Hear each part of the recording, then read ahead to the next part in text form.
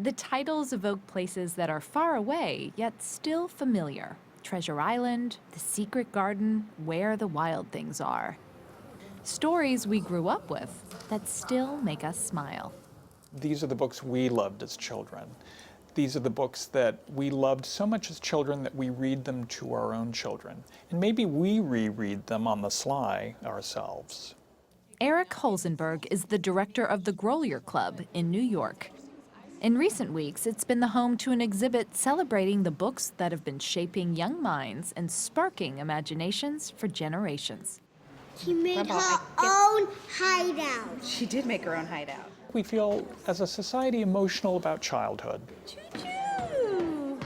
We idealize it, we cherish it, we try to recreate it for our own children.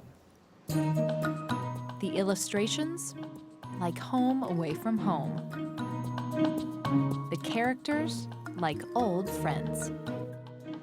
The exhibit traces the history of children's literature as far back as the 1600s. The appeal of some books hasn't quite stood the test of time. Orbis Sensualium Pictus, anyone? Early children's books weren't just there to entertain. The goal was to socialize these kids, to educate them to some degree, but to make sure that they didn't grow up to be savages. Exactly. And girls in particular were encouraged to be civilized, according to children's literature scholar Andrea Immel. The boys get the best adventures until the 20th century. Girls are on a smaller stage. They're at home interacting with their siblings or maybe their neighbors. Even though these books were intended for kids, they resonate just as much with adults. Most of us want to be brave, make a difference, do the right thing, and you're allowed to do that in children's books still. Become the butterfly.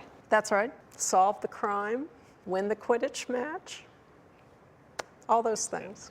The bell captain. And so, as we turn the pages of our own lives, these stories find a way to stay with us.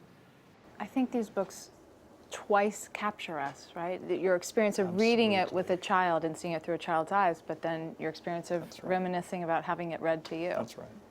We loved them, our parents loved them, and we hope our children will love them.